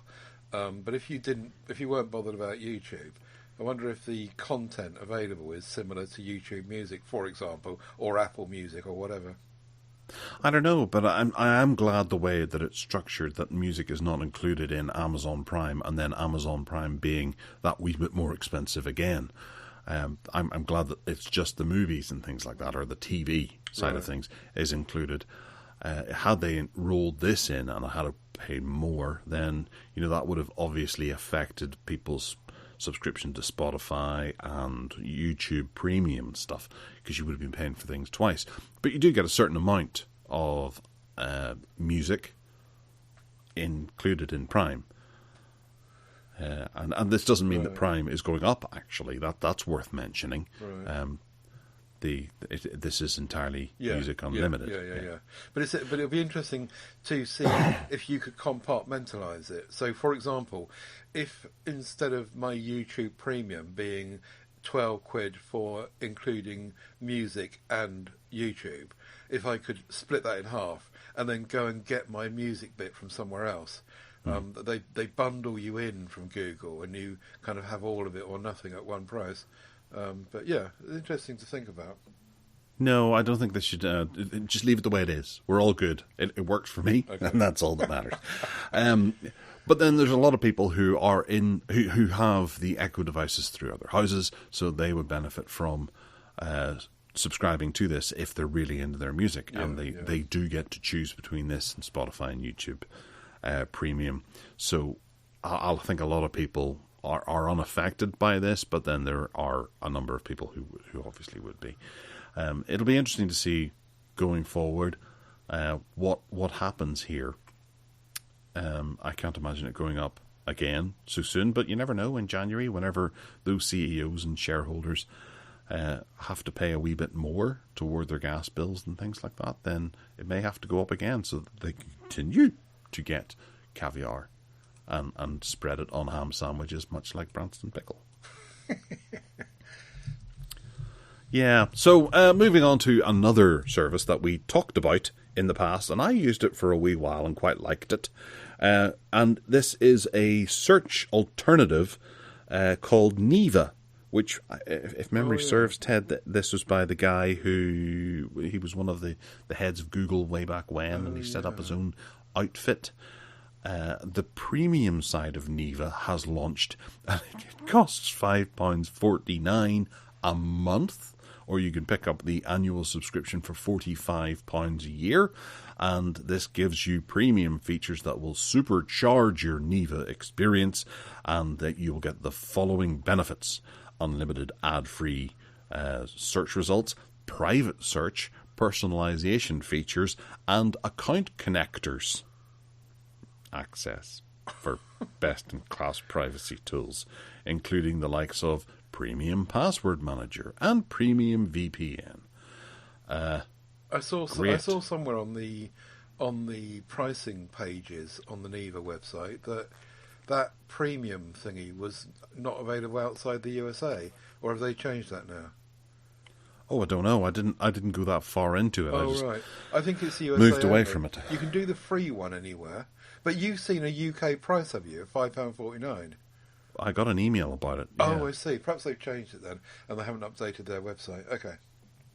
Because I was running it, and I did enjoy being able to essentially search for something on the internet without using the Google word, in case that woman behind me starts shouting at me, or just because you can search for things on the internet without using Google.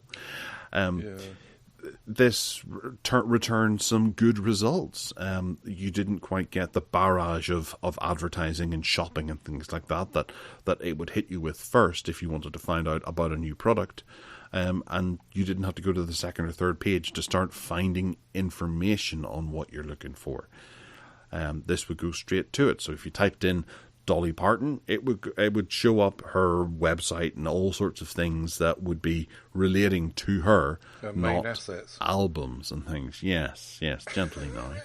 And buy her albums here, stream from here, and the ads that are infused in the likes of Google and things like that we're seeing so much more often. It was a nice, clean experience, and it was quite fun to use. Now that Neva has gone premium, I can't imagine that that's going to happen very much anymore, and anyone who uses Neva will probably get ads throughout unless you pay the £5.49 a month. Wow. To search the internet. And also that it only functions as on a desktop experience. It only functions as an extension, I understand. So yes, it's not like a Windows application. You can get downloadable iOS and Android apps, I think, to run it on a phone or a tablet, but on your desktop experience, it just runs inside your browser, doesn't it? It does, yeah. It's an extension, yeah. And for that, it's worth using something like DuckDuckGo instead, which is free. Yeah. However, the search results pale in comparison. Neva does a good job, right? But you're going to have to pay for that, which just it's a lot of money. Paying to search the internet, gets my goat. £5.49 a month. Add that to your Music Unlimited. Add that to your YouTube Premium. Add that to your Apple TV, and good grief. Yeah. It's bonkers. The world we live in is just bonkers.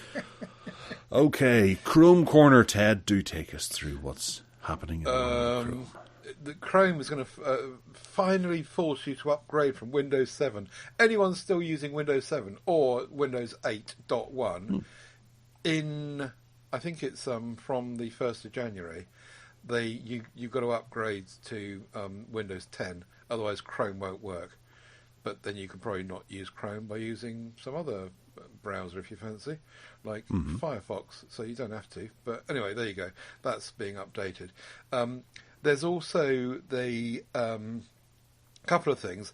The Chrome Power bookmarks, which is coming soon, will give you a way to sort out your bookmarks better than it has been so far. These are only piddling little things, as usual with Chrome.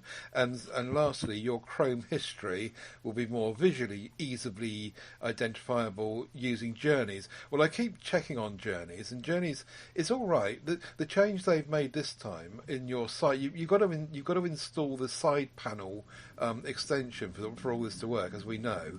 And if you go to journeys at the moment, you get this kind of list of journeys.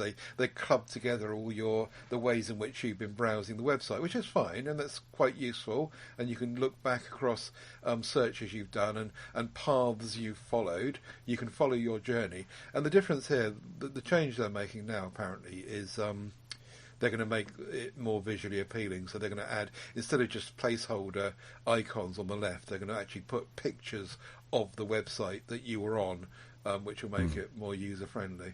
But I keep watching this side panel to see what they're doing with it and what they're doing with the reader list and bookmarks. And the bookmarks thing isn't here yet, but eventually you'll be able to organise those in very, by size, by visit date, and blah blah blah. So that whole side panel, I think it's got legs, but they don't seem to be moving very fast with it. So watch this space on that one. The other thing that I was going to come back to after last week, because I was woefully under-resourced and researched, was this whole kind of which Google... Hold on, I was thinking about retitling the podcast to Woefully Unresearched. Yes. We could just do that and that not could worry be, about it. The woefully unresourced. Welcome to Tech Addicts. So what we were talking about was what apps are working with on Android tablets with the new UI. And so I did a run through of these and had a look at what was working, what wasn't on my Nokia. Now this isn't the upcoming Pixel tablet, which will have more and no doubt will come out of the gate when they release it next spring with lots more than this. But I checked some of them. So Clock, for example, has got left-hand controls and 2 columns. Calculator's got 3-panel view, history on the left. Photo has now got left-hand controls. Gmail's got bottom controls and 2 panels, the same as it has on the Surface Duo now. Google Play Store, left-hand controls. Google Drive, bottom controls. Google Docs, 2 columns. All the Drive stuff's got 2 columns, which is quite useful. The Google TV app has been updated for left-hand controls. The YouTube stuff's been refreshed in design, but essentially it's the same because it works full width. Google Files has got left-hand controls. And then you've got a bunch of other ones like Tasks, Keep, Google One, Opinion Rewards, Contacts, Podcasts, and Google News, where there's no change at all yet and no bringing out of those things at all. And Google Wallet, unbelievably. I know that it's difficult to use Google Wallet on a tablet, but it only opens in landscape. It felt like going back about 3 years. What? You've got to use this in landscape. But yeah, fair enough. You're not going to kind of NFC a payment in Google Wallet. But that's not just what it's for. And also, lastly, I had a look at Google Keep on Chromebooks, which is quite interesting because they have actually done this on Chromebooks and it works really well. So if you open up Keep on Chromebooks, you get 2 distinct panels, just like you're looking at a Surface Duo. So all your Keep items are on the left, and when you click on one to open it, it pops up on the right-hand side of the screen. So you get these 2 panels, but that only seems to work on Chromebooks. And bear in mind, if you don't see that, I'm running Chrome OS 108 on the developer channel on a Pixel book, so you may not see that just yet, but there you go. That's the bit I missed out last week because I was too lazy and self-orientated to have done my homework. Well, that's good to know. I'm just updating my Chromebook now to version 106.0.52. Oh, is that what the standard one's still on? You should put it on developer. It must be, yeah. I was on developer, but I had a bump in the road a couple of weeks ago. I can't remember exactly what it was, but I was most annoyed. Oh, yeah, Linux stopped working all of a sudden. Right. And I couldn't install it. It kept messing up every time I tried to deploy Linux, even though it had been there. and I had to redo everything, and then I ended up having to do a whole reinstall. So I took it back to beta. I think I'm on the beta channel. Right. And I'm just going to keep it there because I didn't like having to do that. It was a bit annoying because I was in the middle of doing something important at the time. Yeah, you obviously use your Chromebook more than I do. For me, my Pixelbook tends to be a kind of test pad for things that they're releasing, so I'm quite happy to have it on developer option. Well, yeah, no, I use it quite a lot. Yeah. Almost every day, I suppose. Good for you. So, yeah, because it's great. It is just the most useful little thing to have. But I use Keep an awful lot as well, so I'd be interested to seeing that dual panel. And I'm very satisfied the way that Keep works on the Chromebook as it stands. I just hope that I'm all right with the adjustments that they've made. Yeah, it's quite simple. It's just left and right, and I think that you'll like it a lot. Give it a try anyway. I'm not sure if it's working on 106, so have a go. Well, we'll soon find out. Yeah. All right, moving into Hark Back and something a wee bit different this week. And I guess we have kind of touched on this before because I did Dizzy once, which was a series of games that were available on various older computers, and a sort of fan favourite in a Mario and Sonic kind of way. But I wanted to talk a wee bit this week about Codemasters. Codemasters was the company that released those video games back in the 80s and 90s, and they were a little British outfit that made quite a lot of noise by establishing slightly more quality budget games on 8-bit and, well, I suppose 16-bit computers as well over the years. Now, they are not what they used to be these days. I think they rely entirely on a couple of franchises just to support themselves. Those using PlayStations and Xboxes today will see their logo on the F1 series, the Dirt series, and something else as well, Micro Machines or something like that, of franchises that are still going forward. But up until the mid-90s, they were releasing all kinds of different things, and managing to pack in somewhat more higher quality budget games into the budget price tag, and they had various different price tags that they would release on. There was the $2.99, the $3.99 range, and that ultimately culminated in the late 90s. Or in the mid-90s, with the odd sort of full-priced game. I remember buying a full-priced game as the last game I ever bought for my Amstrad, as in Crystal Kingdom Dizzy. And that was in 1992, which is unthinkable.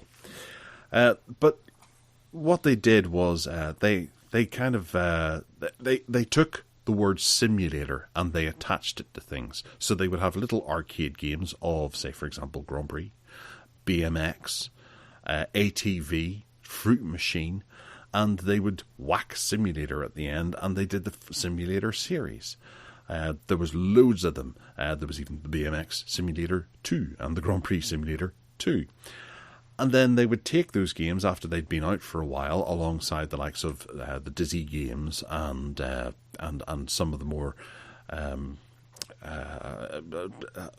different titles like MiG-29 Soviet fighter and Super Stuntman, and they would put them out in little compilations as well. And you would have the Quattro series as well, which would be 4 budget games released at a slightly higher but still a budget price.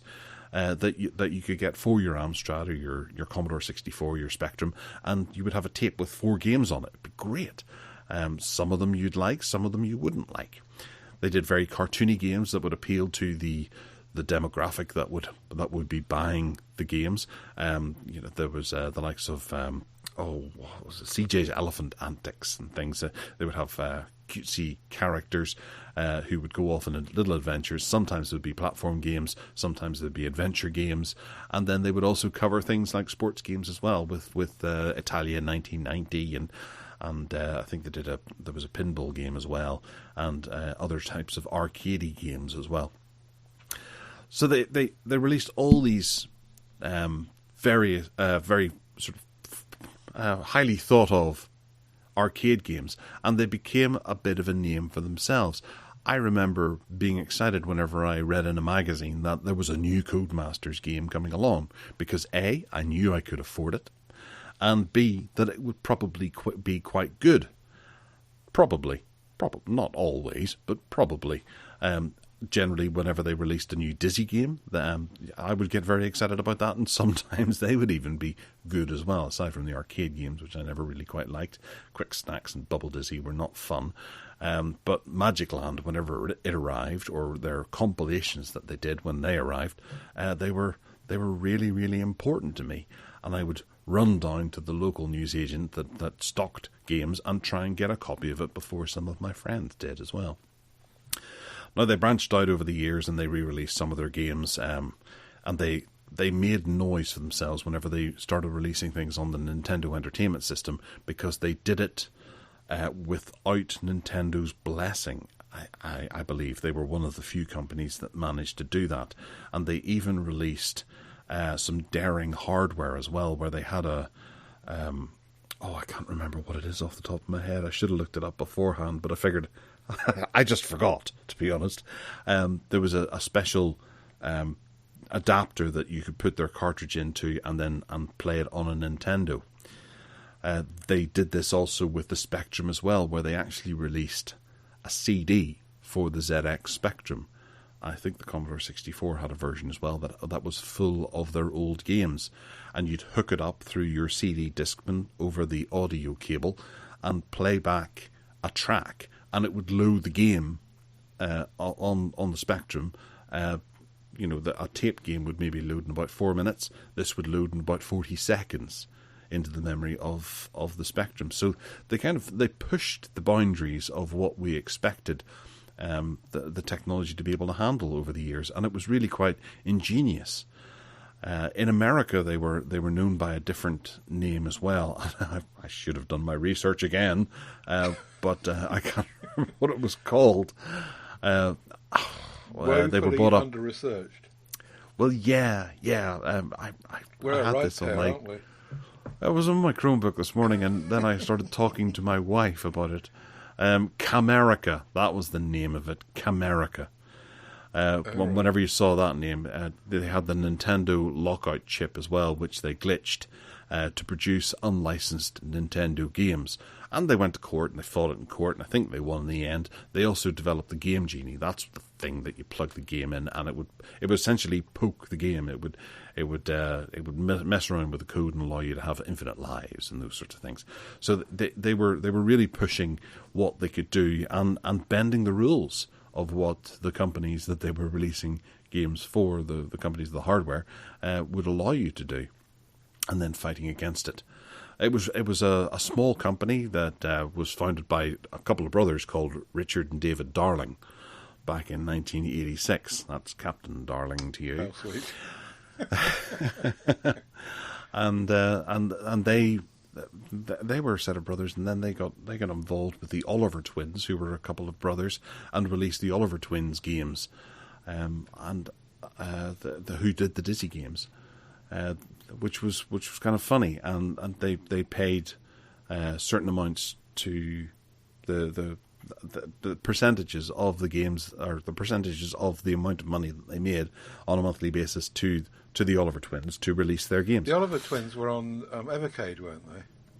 They were, yes. Yeah, There was the Oliver Twins collection, and there was also the Codemasters collection as well, right, which came out on the Evercade, which had a bunch of other games from that budget range. Mm-hmm. And the more I don't know too much about the NES side of things. I didn't get into that, but I remember those days of running down to Rainbow or to Stuart Miller in Bangor in Northern Ireland and pick up the latest copy of Fantasy World Dizzy released on cassette for my Amstrad, and scampering back home as excited as I could be. And you'd go out and you'd have a look in there. Oh, there's a new Codemasters game. I've never heard of it before, and it's called CJ's Elephant Antics, or B-52, or Firehawk, or one of their simulators. And you'd take it and go home, and you would have a good time with it. even if it was crap, you justify it to yourself that you're having a good time with the fruit machine simulator, which, if memory serves, it was one of the worst games ever made. And pointless. Yeah, pointless. Yeah. Operation Gunship was another one that I purchased back in the day, but and I mentioned before Super Stuntman as well that came out in there. I think it was released as Ultimate Stuntman on the NES, and in fact it's on one of the Evercade collections that you can play now. It was a great time. I loved those games, and they would take risks. They would put out crap, and they would put out really good things as well. Their first game was Super Robin Hood, which the version that's available now on Evercade is the NES version, as opposed to the one that I remember so well on the Amstrad. But they followed this up with another game called Ghost Hunters that had this little bit of sampled speech at the start of the game that I think they put on Treasure Island Dizzy as well. But it just really pushed the boundaries of the hardware that it was being released on. It was incredible. And you'd have so much fun with them. And they were dirt cheap as well. Yeah. Yeah, I liked Codemasters back in the day. Not so much now. I can't say I've played a Codemasters game in a long time. Having a quick look to see what... Dizzy Prince of the Yokefolk on Android and iOS would probably be the last time that I played a Codemasters game, or a new Codemasters game. Since then. Unbelievably, the chappie is coming around to cut the lawn. Right in the middle of recording. This is the sort of thing that used to happen in the summer, not in the middle of blooming winter. Well, actually, it's not winter yet, is it? But certainly in the autumn. And I'm sorry, but there's not much I can do about it except stop recording and start when he's gone again. But perhaps we should just press on. And I would say that, like last week with my fizzy, I do admire your enthusiasm with all this stuff. And as usual, I try and pick through the bones and find things that I can remember about this era of gaming, because I usually end up not being able to find things. But there's a whole kind of list of games in here, and I do recognise some of them. I think I must have had these machines, like Brian Lara Cricket, for example. I was really into cricket at the time, and I do remember playing that on some machine or other. Colin McRae Rally was another one. Pete Sampras Tennis, I remember.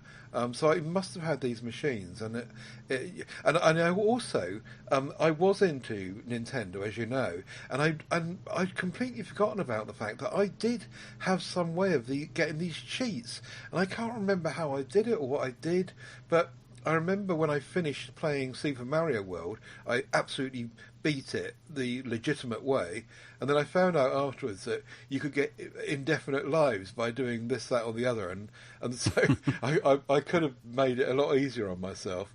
But there was also cheats that I got for Street Fighter 2, which I was really into for a time with a friend of mine, and we used to just sit and play that for a load of evenings. And there were cheats on that you could get as well. And the whole thing is really, it rings lots of bells when you enthuse about this era of gaming. But I just wasn't heavily into it as much as you were. I think I was probably more into Nintendo and more into PC games when I first got a computer in like 1986 or something.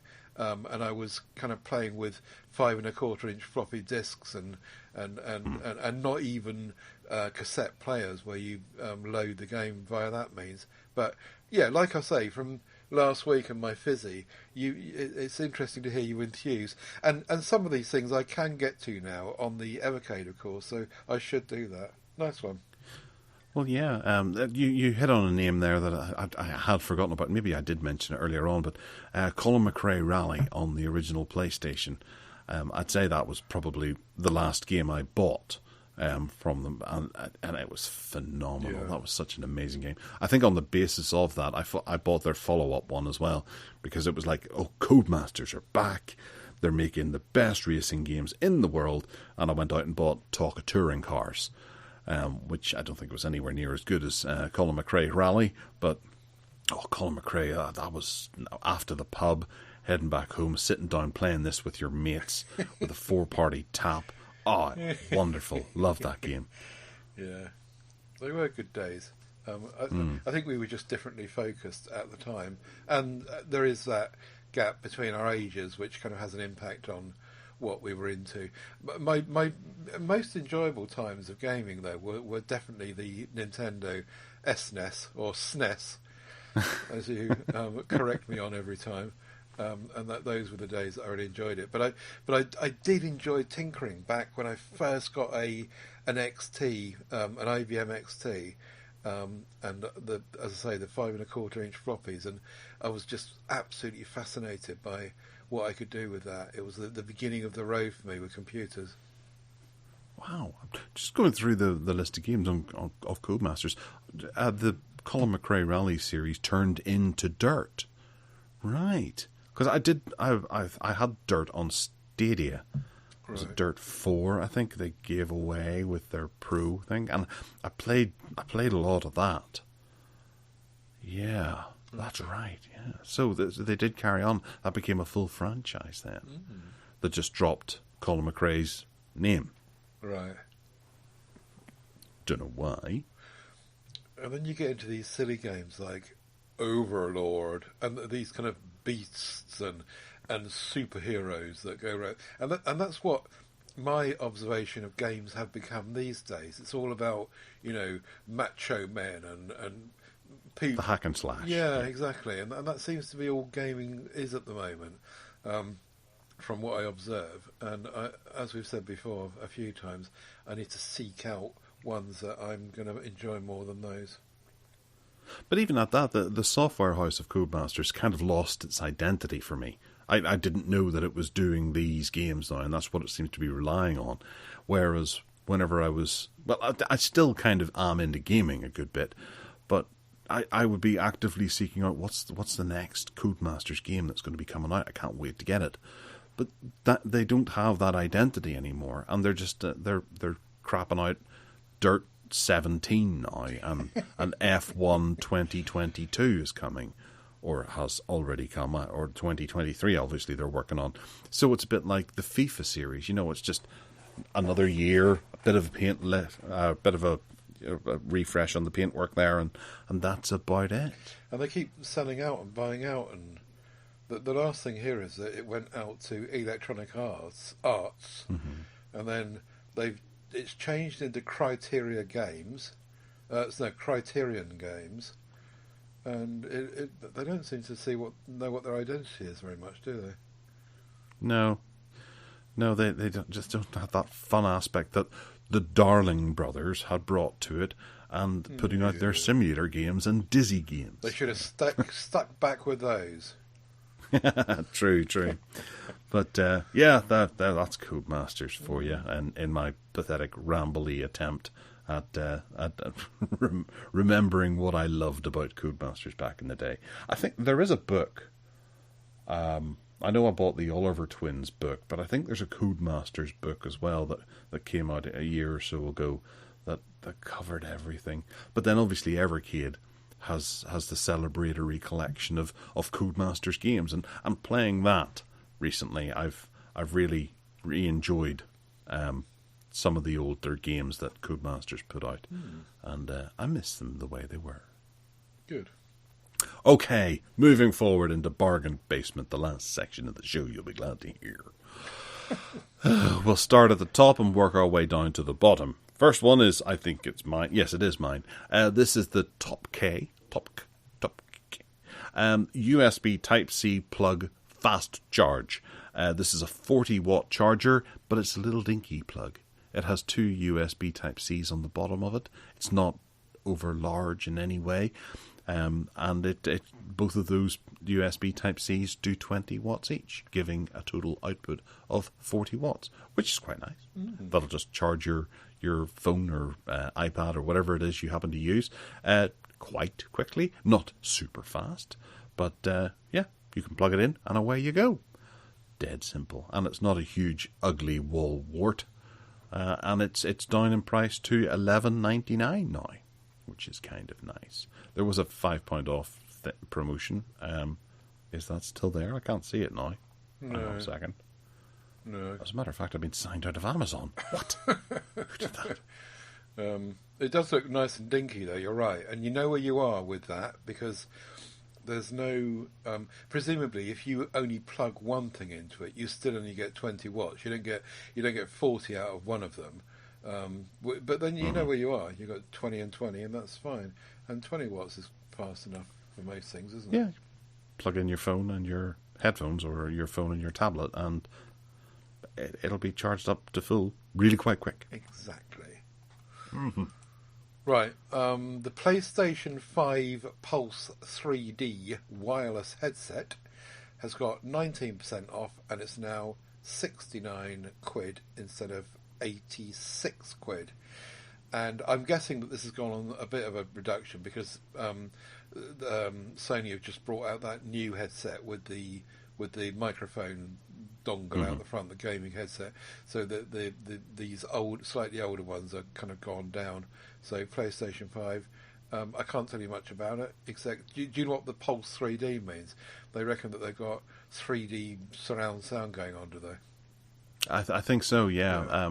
I haven't used them myself to tell you whether or not they're good or not, but I did consider buying them at one stage and then went, no. Nah. I've never had use for them either. Although on Amazon I'm getting the option to trade in a Nintendo Switch against them as well. Ooh. Not that I'd want to. Trade in a Nintendo Switch. Or maybe it's because I've bought a Nintendo Switch from them in the past. They're saying I can trade this in now against these headphones. Oh, right. Ooh, I can trade in a PlayStation 3 for £28 against them. Ooh. I wouldn't part with my PlayStation 3 for that. No thanks. Next up is an 8-port gigabit network switch from Netgear. I bought one of these earlier in the year, and it was I bought it for I think the full price of £27, but it's down to £18 now. But these are just dead handy to have at the back of your router and expand the functionality of your router and be able to plug a lot more things in. I have these all over the house now, and I've always bought the 4, but I've felt the need to upgrade them to the 8s because there's just more and more things that I'd rather have on Ethernet than using the Wi-Fi, which is kind of cool. It's 18 quid, I think, is a bargain for one of these, and they're generally made of metal around the outside, and they're quite sturdy. This one looks like it's metal, doesn't it? Yeah. Yeah. This takes me back to my days when I was at work, because we had this guy who knew all about IT, and he suddenly decided that he was going to go and start his own business up. So up till then, the office was kind of maintained by him and his knowledge. And then he cleared off, and who was left? Muggins, who had, enough knowledge to kind of know what I was doing. But this particular thing, I can remember struggling to get organised with switches and things, and it just takes me right back to those days, crawling under desks, trying to be the IT bod and not really being qualified enough. Well, in a funny way, I did buy I think it must be a 16 switch, and I have it out in the eaves of the house, and that was going to be my centralised hub, and I've got one thing plugged into it. I'm like, I don't want to have to unplug that one thing to put in a smaller one, because then the whole network will go down, and it all works around that 16 thing hub that I picked up. I paid quite a bit of money for it, and then I've got 4 for everywhere else in the house, and I haven't upgraded those to 8. I could use that 16 in the house, but it means taking down the whole network, which is a bit of a pain in the bottom. Yeah. But yes, on what you said there, I have decided right now that if I ever have another child, which is unlikely, I'm going to call it Muggins. Yeah, that's a good idea. That would be really interesting, wouldn't it? Oi, Muggins. Yes. What a good idea. Now, do you remember that Anchor power bank thingy that we were lusting after? We do a indeed. couple of shows back, which looks really lovely, and it's got this 140 watt output, so you can charge pretty much whatever you like with it. It's not a huge capacity; it's only 24,000 milliamp hours, but it just, if you need to blast something with a supercharge like a laptop, this could be the kiddie, and it's just really nicely made. Blah blah blah. And I'm going to stop talking there. Oh, no, I'm not. I thought the offer had disappeared. This is the first time I've seen it less than the RRP of $139.99. And sure enough, there's 10% off voucher now. and so you can get it for 126 quid instead of the 139.99. So if anyone's up for that, I would like one. I wish I had the need for it, but it's certainly very powerful and an interesting diversion from Anchor into something a bit differently shaped and differently emphasised. I'm just cleaning my jaw up off the table here because it can be delivered to my house. Oh my word! It's a power bank that can be delivered to Northern Ireland. Folks, hang on a second, I'm going to take out a full-page ad in the Belfast Telegraph. My word, that's insane. Yeah. It is nice. It's an expensive one. It is expensive, but you're paying for the 140 watt charging, and you need that to justify it. It's got a lovely LCD or LED readout on the front, which we love on this show, and USB-A and 2 USB-Cs, lots of power, and yeah, it's not cheap, but it looks really, really attractive, and that's the kind of thing I would like to have if, as I say, I just needed to use it for something. Holy guacamole. I think Anchor has upped... No, they haven't. Never mind. It was showing me as London because I've got a VPN running. Oh, right. But we can't get Anchor it here. does that to me. Oh, I see. You can't get it there after all. Anchor does that to me sometimes on the mobile app. It says, I go and look in my app and it says, delivery today. And I think, what? You're not going to deliver it today. And then I look down to the right-hand side and it says London W17 or something. I think, what are you talking about? I don't live in London. It's probably by drone as well. Stupid people. Made by Anchor. All right, the next up is... Oh, this look kind of nice. I would be tempted by these if I didn't have my little edifiers beside my computer at the moment. This is the PreSonus Eris E3.5, 3.5-inch, two-way, high-definition multimedia studio monitors, and it's a pair. I think we had this before where I was looking at one speaker and being really excited about it. But this is a pair for £78. They're down from £97, and they look big, beefy, chunky. They have aux in and headphone sockets on the front, volume and power switch on the front as well. I really like the look of these, and I think the reviews were glowing as well when I looked at it earlier on today. Yeah, great desktop speakers. Ooh, and they've got clear, sparkling reproduction of audio. They've got line-ins on the front. But there is also line-ins on the back for my record player. Oh, is there? So, yeah. They look really nice, don't they? Yeah. And they're not expensive, are they? How big are they physically? There's no real indication of how big they are, unless there's a measurement somewhere. Well, there's some photographs of them beside a keyboard and a monitor, and they look like just largest bookshelf speakers. Here we go. 21 centimetres high. What's 21 centimetres in old money?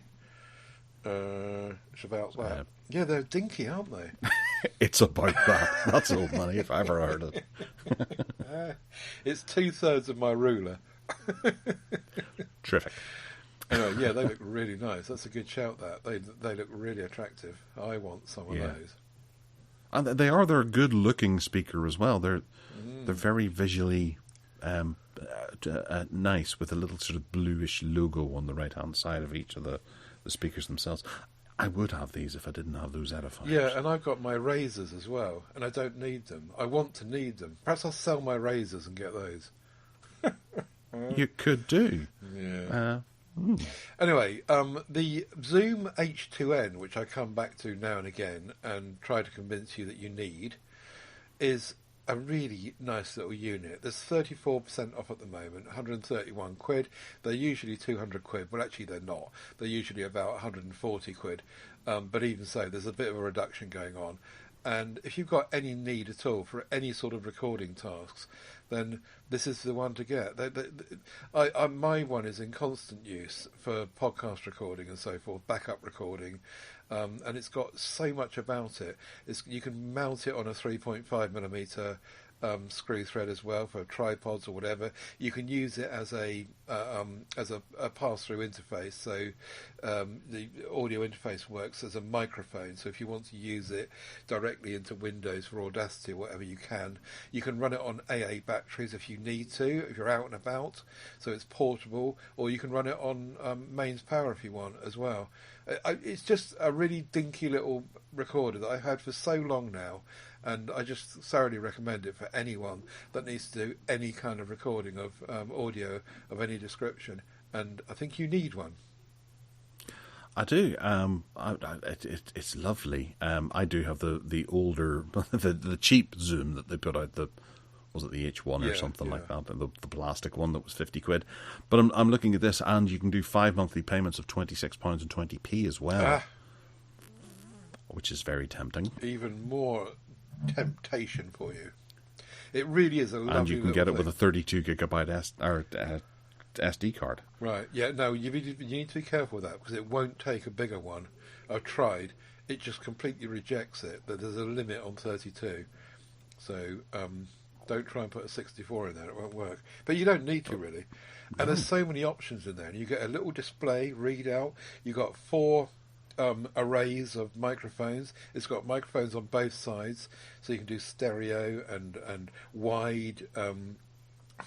What's it called? Cardioid, and you can do 4-channel stereo. It's got. Is that a mini USB? What? Yeah, it's a. Is that, yeah. If you want to put power into it or use it as a pass-through microphone, then you have to use the mini USB cable, which is a bit of a downside. But this thing's been around for so long that when this first came out, that's what was out there.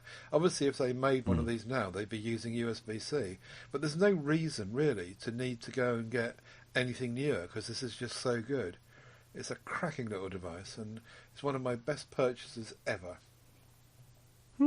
Yeah. It's a nice, interesting option. And I've got. I have it in my basket. I'll maybe go with it. And you can also get a handle for it, a microphone handle, which I've got somewhere. You screw that into the bottom, and you can then just use it for interviewing people when you go and interview the head of state of Uganda, and you can hold it like a microphone. The Postmaster General down at your local. Yeah. Terrific. Well, I'll consider that. 26 quid a month. That's nothing. You know. Yeah. Next up and last up is a biggie. It's quite a purchase if anyone was to make one. It's the MacBook, the 2020 Apple MacBook Air laptop, not Xiaomi. Apple, okay.